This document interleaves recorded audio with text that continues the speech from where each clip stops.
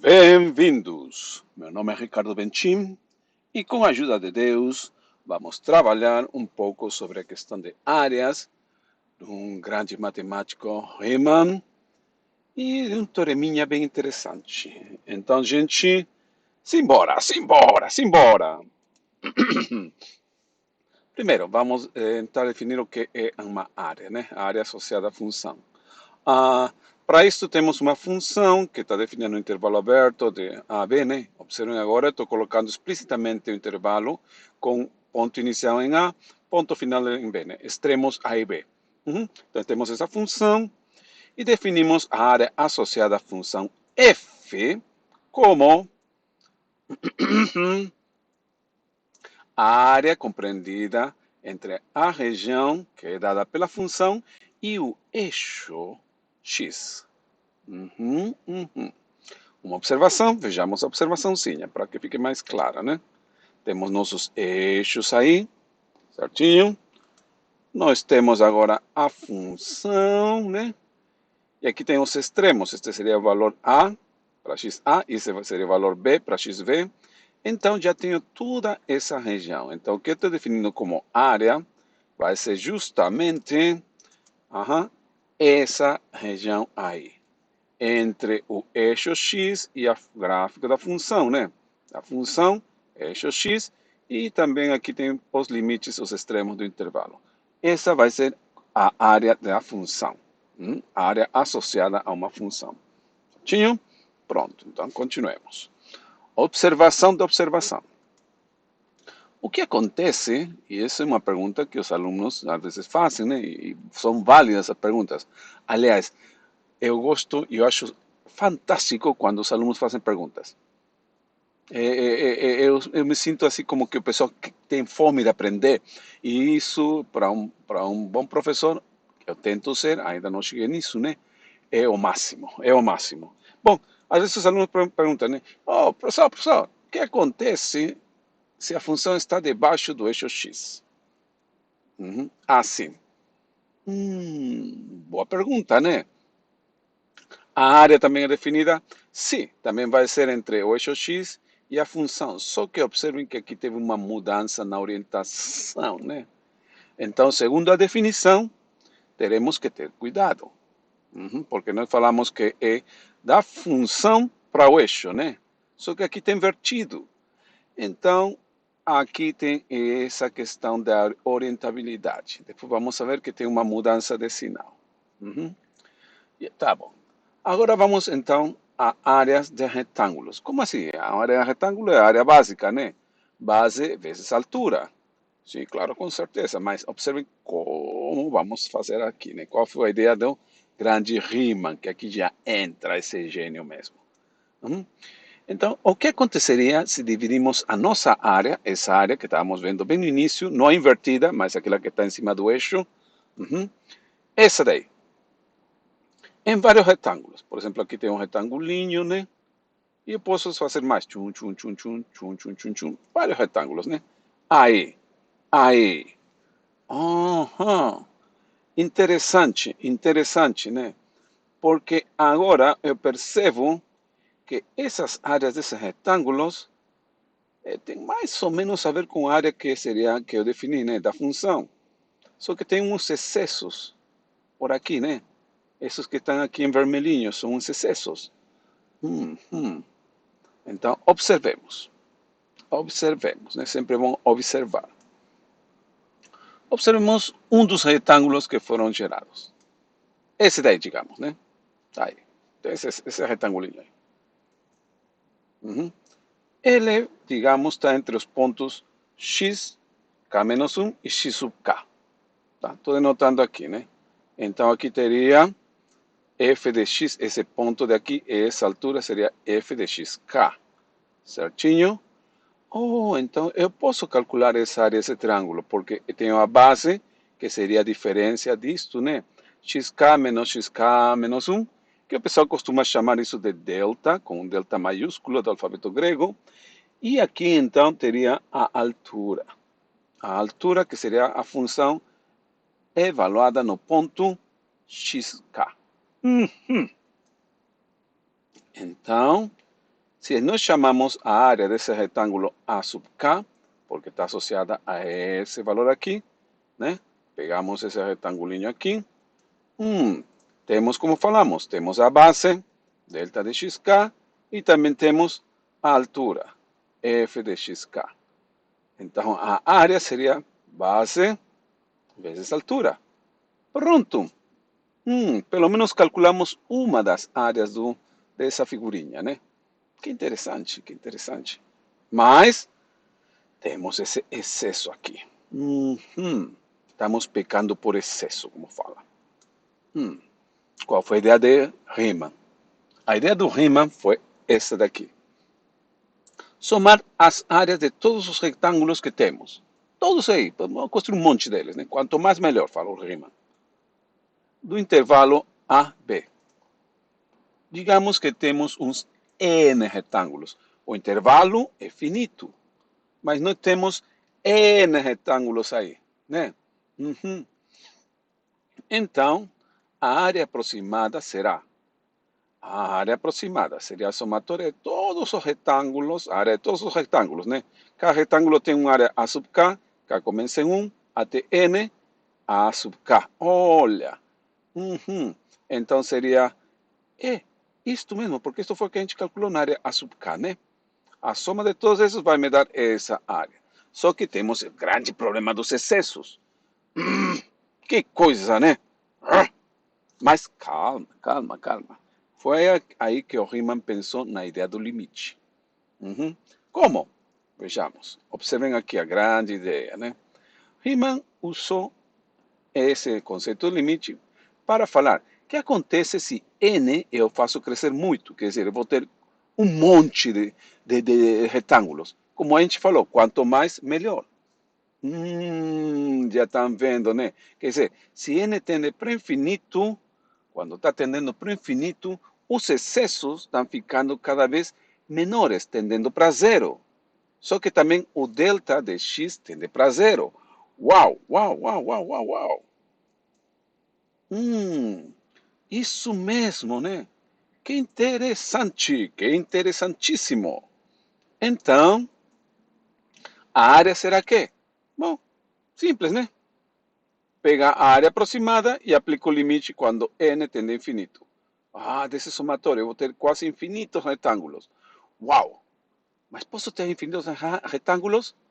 Sim, na abstração, sim. Essa é a grande jogada da abstração da mente, né? Nós conseguimos chegar em coisas incríveis usando a abstração.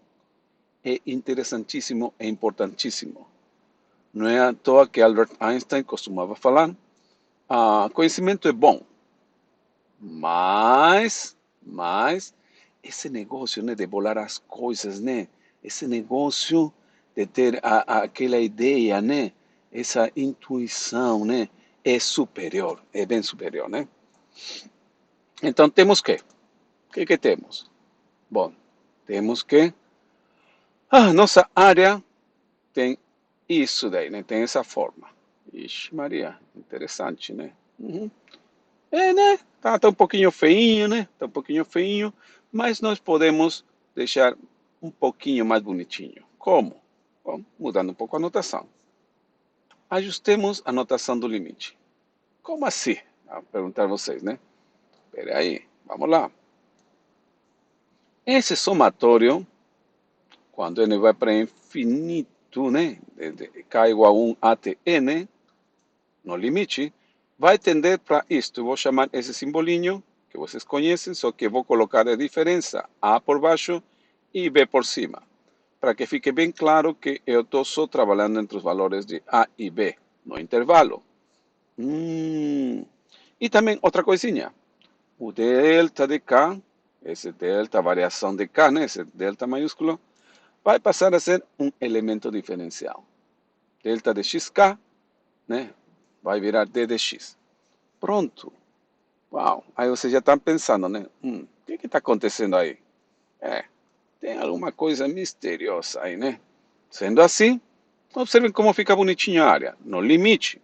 Porque no limite, esse somatório vai virar esse tipo de integral. E esse de dxk vai virar esse daqui, né? E a função vai virar f de x. Então, nossa área vai ter essa notação no limite. Observem que aqui está de um jeito feinho e aqui está um jeito mais bonitinho, né? Uhum. Só que, gente, aí ficou uma pulga embaixo, né? Embaixo da orelha, né? Qual? A pergunta é, né? Por que de acho usar a notação? Que notação? É de integral, né? Neste caso, oxe, oxe, né? A gente acabou de ver integrais impróprias. Porque agora você está misturando. O que está acontecendo por trás? Eu vou falar para o pessoal.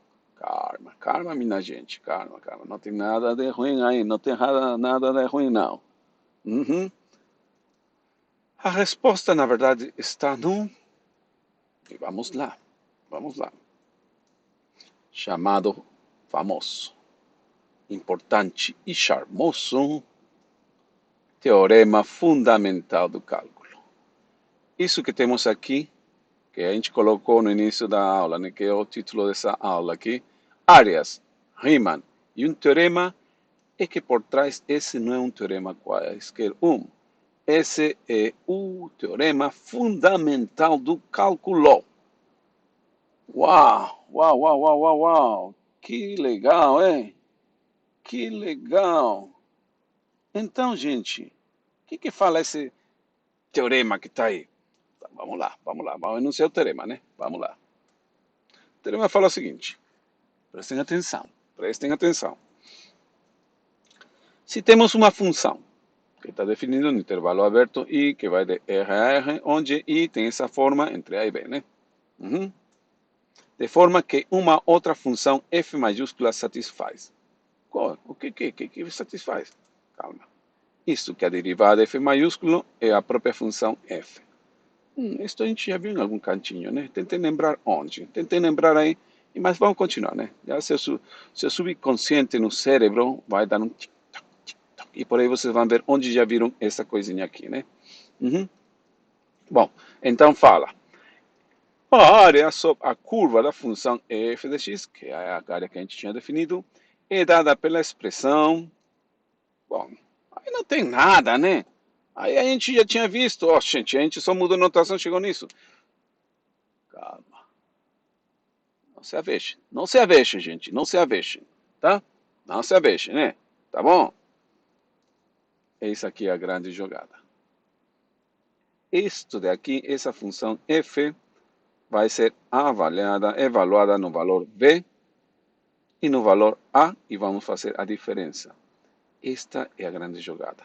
A área está calculada simplesmente porque a diferença desses valores. E é mesmo. Vocês vão ver, é o teorema fundamental do cálculo. Né? Só uma observaçãozinha. Lembremos que, para aquilo que a gente falou, né? Que deve ter ficado uma pulga na orelha, né? Eu já vi isto, né? Isto a gente viu quando? Na integral imprópria. Se nós tínhamos isso daqui, isso quer dizer que a integral de f de x, d de x, tem que ser a função f mais a constante integração. Agora está ficando mais assim iluminado, né? O porquê que aqui a gente usou a notação também de integral. Porque está relacionado, sim, essa função f daqui está relacionada com a integral imprópria. Então, cálculo de áreas pode simplesmente ser feito usando a integral. Só que agora essa integral, a pessoa chama integral definida, integral própria, em contraposição de que a pessoa chama essa aqui integral imprópria, integral indefinida, né? Tudo vai se encaixando de uma forma interessante, né? É a mão de Deus aí, colocando as engrenagens certinhas, né? Bom, então, como é um teorema, vamos provar ele. Temos que fazer, porque não adianta você dar um teorema e vocês falar, agora apliquem. Isso não é matemática, gente. Matemática são construções lógico-racionais construtivas. Então temos que, falamos algo, temos que provar, né? Bom, então vamos lá. Como fazemos isso? A partir da soma de Riemann. Qual? Essa daí, né? Hum, por quê? Por quê? Por quê? Por quê? Calma. Vejam aqui, né? Este F é igual a que, segundo o enunciado do teorema? Tem uma voltinha aí e vejam o que é, né? Já viram? É. F é a derivada com respeito de x de F maiúsculo. Então podemos colocar isso aqui, né? Pronto, coloquemos aí. Está aqui, né? Está aqui, né? E como está no ponto xk, coloquei aqui xk, né? Porque f de xk. Certinho. Só que, da definição da derivada, alguém lembra da definição da derivada? Estão lembrados da definição da derivada? A derivada também é um limite. A gente coloca a derivada da função f é igual ao limite quando h tende a zero de f de x mais h menos f de x, tudo dividido por h. Essa é a definição da derivada. Bom, uma das, né? Porque tem várias formas de escrever, mas é a mesma ideia, né? Que tem por trás. Mas, em todos os casos, é um limite. Isto. Então, se a gente coloca no lugar de isto que está aqui, essa derivada, o limite, observem como que fica. Oh, é mesmo, né? Derivada quando x, k tende a zero, de delta de f de xk, delta de f. Isso é uma das definições da derivada. Isto, variação na função, variação na variável. Essa é uma das funções da derivada, definição da derivada. E o que podemos observar aqui? Agora ficou mais feio, gente. No lugar de um limite, tem dois limites. Yacho, yacho. E alguém já está xingando, né? Yacho. Oxi, oxi. Não que estava mais fácil. Não, calma, calma. Respire fundo. Pronto. Agora pense. Vejamos, né? Os dois limites representam um só. Como assim? Opa, o que acontece quando n tende a infinito? Quando n tende a infinito, as variações de x, os delta de x, eram cada vez mais pequenininhos. É ou não é? É ou não é? Sim? Opa. Então temos que delta de xk tende a zero. Quer dizer, esses dois limites que estão escritos por separado, na verdade é um só. Então, podemos resumir o que a gente tinha escrito agora só num limite, né? É um único limite. Aí a gente escolhe, né? Que convém. Quando n tende para infinito, quando delta de xk tende a zero, eu decidi escolher quando delta de xk tende para zero. O porquê? Vamos ver agora, né? Se delta de xk tende a zero, né? Lembram quando tinha indeterminação na questão da derivada, certo? Lembram? Tá bom. Observem aqui. Delta de xk, que é a variável que está mexendo no limite, está aqui e está aqui. Então fica... Removemos a indeterminação. E as variáveis sobre qual eu estou evaluando o limite sumiram. Então podemos remover xk, claro, está aqui, né? E aí, o limite já não fica. Removemos a indeterminação e também a variável do limite. Então só fica o somatório com deltas de fxk. Quando k vai 1 até n. Mas não temos mais limite. Que coisa, né? O que parecia feio um pouquinho atrás, agora está ficando bonito, né? Que né? Baianinha, bonito mesmo, né? Que nem a irmã da secretária. Ah, que crentona bonita essa menina, hein? Acho que é a crentona mais bonita da Bahia, com certeza, né? E olha que na Bahia tem crentonas bonitonas, né? Tá bom. Ah, vamos lá. O que a gente obtém então? A gente obtém que esta integral definida entre os limites A e B, de f de x de dx, que não é mais do que a área, pode ser calculada desta forma, né? Essa soma, desde K1 até N, dos delta de xk. Agora eu vou falar para vocês, a hora desse trabalho, né? Até agora vocês não trabalharam, quase tudo foi mais eu falando, mas que, gente, você tem que trabalhar também, né? Com sua folha de rascunho, eu vou pedir que abram esse somatório, que se comecem com K igual a 1, K igual a 2, mais K igual a 3, até chegar em K igual a N. Então, dê uma pausa e tentem fazer isso com suas próprias mãozinhas, na sua folha de rascunho, que pode valer ouro, né? Numa prova, avaliação, tudo bonitinho, a folha de rascunho, né? Com todos os dados, as contas que foram pedidas, que eu sei quais que foram. Então, nota positiva, né? Então, bora. Já para trabalhar? Agora, já!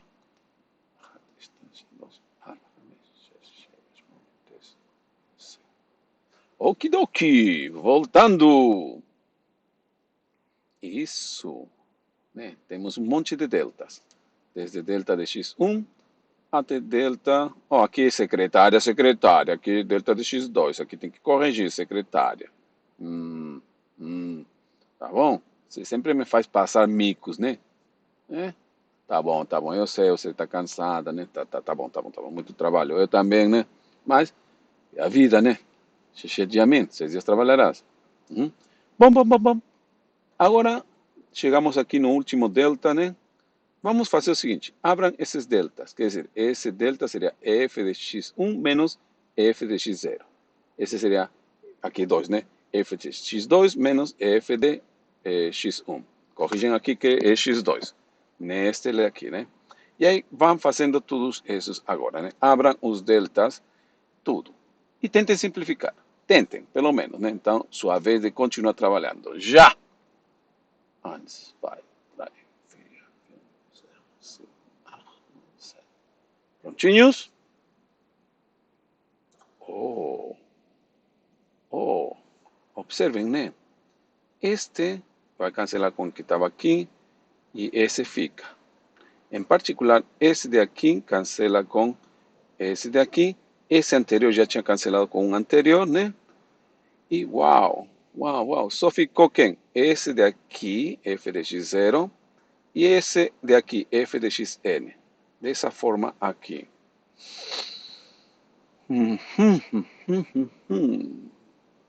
Mas que coisa bonita, hein? Que coisa, está simplificando para valer. Mais ainda. Observemos. A é x0. Então, isso daqui seria menos f de A. E B é outro extremo, é xn. É outro extremo, né? Aqui seria f de B. Então, a integral, que é a área, vai ser justo f de quem? De B menos f de A. Oh, chegamos naquilo que a gente queria provar. Uau. Muito legal, né?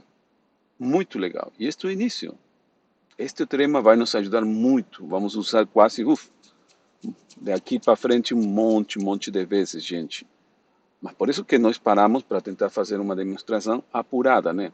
Agora vocês sabem, sim, conhecem bem o teorema fundamental de cálculo. E quando falo conhecem bem, é porque vocês conhecem sua demonstração também, né?